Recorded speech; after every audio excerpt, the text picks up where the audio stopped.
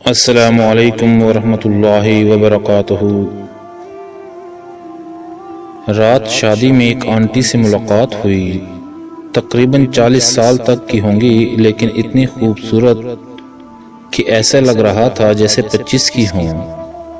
اصل میں بات اس وقت شروع ہوئی جب میں نے شادی میں لڑکے اور لڑکیوں کے بارے میں بات کی کہ آج کل لڑکے صرف لڑکیوں سے محبت کے نام پر اپنا مقصد پورا کرتے ہیں، اور شاید لڑکیاں بھی سب کچھ جاننے کے باوجود ایک جھوٹی خواہش لے کر خود کو لڑکے کے سامنے پیش کر دیتی ہیں، پر وہ یہ بھول جاتی ہیں کہ یہ محبت کا داغ ان کو ساری زندگی نہیں بھولے گا۔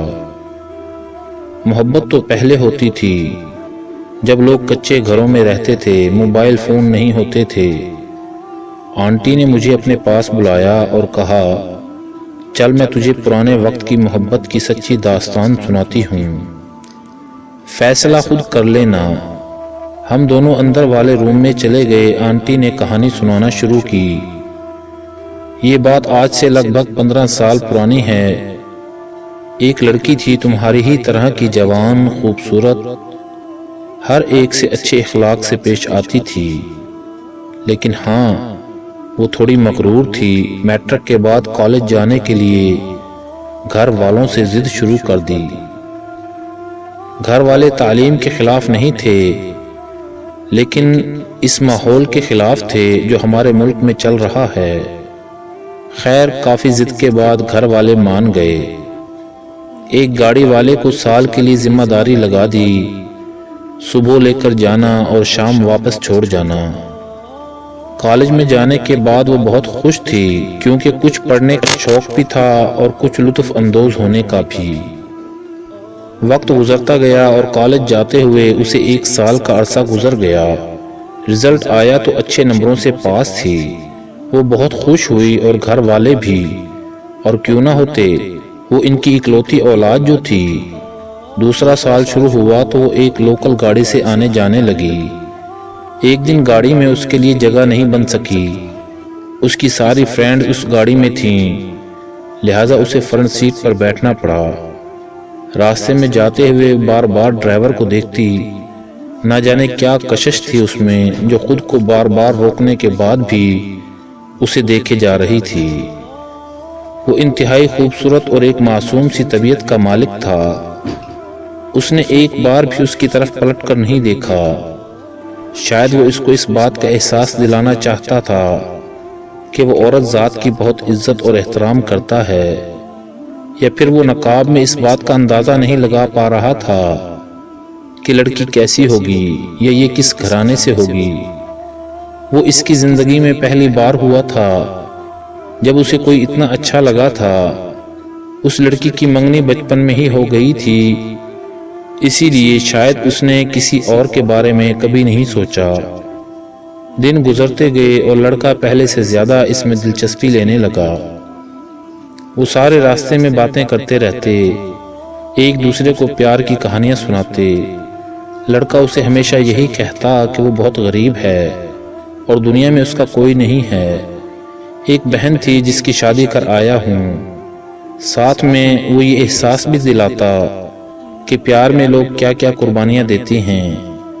ہمیشہ کسی فلم کی سٹوری سناتا، اور اگر کسی بات سے ناراض ہوتی تو فوراً منوا لیتا، اور یہ کہ اس کے گھر والے کبھی یہ بات نہیں مانیں گے کہ تم ایک ڈرائیور سے شادی کر لو۔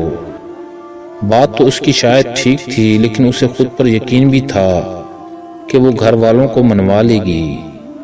اس نے گھر بات کی اور گھر والے صاف انکار کے ساتھ غصے میں بھی آ گئے۔ اس نے اپنی آج تک ہر بات منوائی تھی، لیکن شاید وہ اس بات میں ناکام تھی، کیونکہ یہ اس کی زندگی کا سوال تھا۔ آخر وہ ایک دن محبت میں اپنی اس محبت کو بھول گئی جس نے اسے اس قابل کیا تھا کہ وہ آج اس محبت کو نبھانے چلی تھی۔ اب اس کو بھی یقین ہو گیا تھا کہ گھر والے کبھی نہیں مانیں گے، چنانچہ اس نے فیصلہ کیا کہ وہ گھر سے بھاگ جائے گی۔ ایک رات اس نے موقع دیکھا اور گھر سے بھاگ گئی۔ امیر گھرانے سے تعلق ہونے کی وجہ سے لڑکی کے پاس کچھ پیسے اور زیور وغیرہ بھی تھے۔ خیر وہ دونوں کسی دوسرے شہر میں چلے گئے اپنی ہستی بستی دنیا کو اور گھر والوں کے منہ پہ بدنامی کا ایک دھبا لگا کر۔ وہ لڑکی اپنی نئی دنیا بسانے گئی تھی۔ شاید اس کے گھر والوں نے اس کا نام کرن اسی لیے رکھا تھا کہ وہ اپنے والدین کے لیے ان کے بڑھاپے میں ایک امید کی کرن تھی، لیکن یہ کرن تو کچھ اور ہی کر بیٹھی تھی۔ خیر وہ لڑکا اسے ایک چھوٹے سے گھر میں لے گیا اور بتایا اس نے یہاں گھر لیا ہوا ہے اور کبھی کام سے چھٹی ہو تو ادھر آتا رہتا ہے۔ گھر چھوٹا تھا لیکن وہ اپنے پیار کے نشے میں اتنی مگن تھی کہ وہ گھر اسے جنت لگنے لگا۔ لڑکی کے پاس جتنے پیسے وغیرہ تھے وہ اس نے لے لیے۔ ایک دن لڑکے کے بٹوے سے اس کے گھر کا ایڈریس ملا، جسے نہ جانے کیا سوچ کر اس نے اپنے پاس رکھ لیا۔ ایک دن جب لڑکی صبح سو کر اٹھی تو لڑکا گھر میں نہیں تھا۔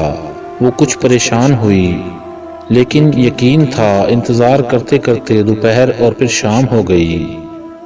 اب وہ اکیلی لڑکی ایک انجان شہر میں اس پر ایک ایک منٹ سال بن کر گزر رہا تھا۔ شام کے وقت دروازے پر دستک ہوئی۔ وہ بھاگتی ہوئی دروازے پر پہنچی، لیکن یہ دیکھ کر حیران رہ گئی کہ وہاں وہ لڑکا نہیں بلکہ 4-5 عجیب سی شکل والے انسان کھڑے تھے۔ انہوں نے لڑکے کے بارے میں پوچھا۔ اس نے جواب دیا کہ گھر نہیں ہے، کل آنا۔ تم کون ہو؟ لڑکی نے کہا میں اس کی بیوی ہوں، جس پر سب نے کہکا لگایا۔ وہ اس لڑکی پر انتہائی گھٹیا باتیں کیے جا رہے تھے۔ آخر پتہ چلا کہ وہ ایک آوارہ لڑکا ہے، لڑکیوں سے پیار محبت کی باتیں کر کے انہیں اپنے جال میں پھنسا کے انہیں یا تو بیچ ڈالتا تھا یا غلط کام پر لگا دیتا، اور اس نے کافی ماہ سے گھر کا کرایہ نہ دیا تھا جسے وہ اپنا گھر بول رہا تھا۔ لڑکی خود کو ایک مچھلی کی طرح محسوس کر رہی تھی جسے پانی سے باہر چھوڑ دیا گیا ہو۔ اسے ایسے لگا جیسے قیامت شروع ہو گئی ہے۔ کچھ دیر کے لیے وہ دوسری دنیا میں چلی گئی جس کے لیے اس نے اپنے والدین کو چھوڑ دیا۔ وہ درندہ صرف انسان ایسے نکلے گا، وہ رونے کے سوا کر بھی کیا سکتی تھی؟ اسے تو یہ بھی پتہ نہیں تھا کہ یہ شہر کون سا ہے۔ وہ ان لوگوں کے سامنے رونے لگی کہ اسے آج رات رہنے دیا جائے، کل وہ یہاں سے چلی جائے گی، جس پر ان میں سے ایک شخص نے اسے یہ کہہ کر چھوڑ دیا کہ وہ رات کو پھر آئیں گے۔ پتہ نہیں ان کی کوئی ماں بہن نہیں تھی یا وہ لوگ عورت کو صرف طوائف کی نظر سے دیکھتے تھے، لیکن وہ صرف رو سکتی تھی۔ ان کے جانے کے ساتھ ہی اس نے وہاں سے جانے کا فیصلہ کر لیا۔ جاتی بھی تو کہاں؟ اسے تو یہ بھی پتہ نہیں تھا کہ یہ کون سی دنیا کا کون سا شہر ہے، لیکن پھر بھی گھر سے نکل پڑی۔ اسے یاد آیا کہ اس کے پاس تو لڑکے کے گھر کا ایڈریس ہے۔ اسے جلدی سے نکالا اور لوگوں سے پوچھنے لگی۔ پتہ ملا، لیکن وہاں تک جاتی کیسے؟ پیسے تو تھے نہیں، اور جو پیسے اس کے پاس تھے وہ بہت کم تھے۔ رات ہونے والی تھی، لیکن اس سے زیادہ بھیانک رات اس کو بھلا یہاں تک لے جا سکتی تھی۔ راستے میں روتی رہی اور دعا کرتی رہی کہ وہ گھر مل جائے۔ ڈرائیور نے اسے راستے میں اتار دیا۔ کسی سے پوچھنے پر پتہ چلا کہ یہ روڈ اسی طرف جاتی ہے۔ سارے دن کی بھوکی اور ایک عورت کتنی برداشت کر سکتی تھی؟ رو رو کر اس کا برا حال ہو چکا تھا۔ چلتے چلتے وہ گر جاتی اور پھر خود ہی اٹھ کر چلنے لگتی۔ آخر ایک جگہ پر وہ ہمت ہار گئی، وہ وہیں پر گر پڑی۔ اس کی قسمت اچھی تھی کہ وہ جہاں پہنچی تھی وہ کسی انسان کا در نہیں تھا بلکہ اللہ کا گھر تھا۔ مسجد کے امام صاحب باہر نکلے اور غصے میں بولا، کون ہو تم؟ یہ مسجد ہے اور اس وقت کوئی نہیں ہے جو یہاں تمہیں کچھ خیرات دے۔ اس نے سر اوپر کیا۔ مولوی صاحب بھی شکل سے دیکھ کر پہچان گئے کہ کوئی مجبور ہے۔ مولوی صاحب نے پوچھا کہ کون ہو بیٹی؟ وہ کوئی جواب نہ دے سکی۔ پانی وغیرہ پینے کے بعد اس کے منہ میں زبان آئی اور بتایا کہ فلاں جگہ جانا ہے۔ مولوی صاحب اس کی ایسی حالت دیکھنے کے بعد اسے اپنے گھر لے گئے، جہاں ان کی بیوی اور بچے بھی تھے۔ رات گزرنے کے بعد صبح کچھ پیسے بھی دیے اور گاڑی والے کو اس جگہ تک پہنچانے کو کہا۔ گاڑی والا اسی علاقے کا تھا، شاید اسی لیے اسے اس گھر تک لے گیا۔ گھر کے اندر جاتے ہی اس نے ایک بزرگ کو دیکھا اور جاتے ہی ان کے پاؤں میں گر گئی۔ رو رو کر صرف اسی کے بارے میں پوچھتی رہی۔ بابا جی اندر گئے اور ایک اخبار کا ٹکڑا لے آئے جس پر کچھ سال پہلے انہوں نے اسے عاق کر دیا تھا کہ اس کا کوئی تعلق نہیں تھا۔ نہ جانے کتنی دیر تک وہاں کھڑی روتی رہی۔ اس کو اپنی ماں یاد آ رہی تھی جو اس کے ایک آنسو پر پاگل ہو جاتی تھی۔ اپنا باپ یاد آ رہا تھا جس کو یہ بول کر کہ وہ رو دے گی ہر بات منوا لیتی تھی۔ آج کسی کو اس کے رونے سے غرض نہیں تھی۔ وہ روتی چیختی ہوئی گھر سے باہر نکل گئی، واپسی کا سفر کیا، لیکن اسی امام مسجد کے گھر کا۔ وہاں سے ایک درگاہ پر چلی گئی جہاں اس نے اپنی ساری زندگی گزارنی تھی۔ ایک شہزادی کی طرح رہنے والی لڑکی وہاں 2 دن کا بچا کھانا کھانے پر مجبور تھی، لیکن کرتی بھی تو کیا کرتی تھی، تو اس کی اپنی ہی غلطی۔ نہ جانے ایسے ہی کتنا عرصہ بیت گیا۔ ایک دن اچانک اسے کوئی ملنے آیا۔ وہ حیران تھی کہ اب اس کا کون ہے۔ اس نے باہر جا کے دیکھا تو وہ کوئی اور نہیں، اس کا اپنا باپ تھا۔ نہ چاہتے ہوئے بھی وہ پاگلوں کی طرح اس سے لپٹ گئی۔ نہ جانے کتنی دیر تک اس سے لپٹ کے روتی رہی۔ نہ کوئی شکوہ نہ گلہ، دونوں طرف صرف آنسو تھے۔ کچھ دیر کے لیے وہ بھول گئی تھی کہ اس کے ساتھ کیا کیا ہوا ہے۔ اس کے باپ کی داڑھی آنسوؤں سے تر ہو گئی تھی۔ چلو بیٹی گھر چلو، تمہاری ماں بہت روتی ہے تمہارے لیے۔ یہ سب کچھ سناتے ہوئے آنٹی کی آنکھوں سے آنسوؤں کا ایک سیلاب امڈ آیا تھا۔ اسے اشارہ کیا کہ جاؤ یہاں سے، اور میں باہر بیٹھ کر روتی رہی اور سوچتی رہی کہ یہ پیار کے قصے آج سے ہمیشہ سے ایسے ہی رہے ہیں۔ نہ جانے اب وہ لڑکی کہاں اور کس حال میں ہوگی۔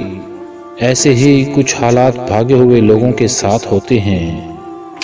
بھگانے والے کا جب دل بھر جاتا ہے یا کوئی اور مل جاتا ہے تو پہلے کی چھٹی اب اگلی کی باری کا انتظار کرتے ہیں۔ آج کل ایسے درندہ صرف بھیڑیے ہر ملک، شہر اور محلہ میں دستیاب ہیں جن کا صرف یہی مشن ہے۔ بھائیوں نے ابھی تک ہمارے چینل کو سبسکرائب نہیں کیا، ان سے گزارش ہے کہ وہ مہربانی فرما کر پہلے چینل کو سبسکرائب کر لیں اور پھر لائک اور شیئر بھی کریں۔ والسلام ورحمۃ اللہ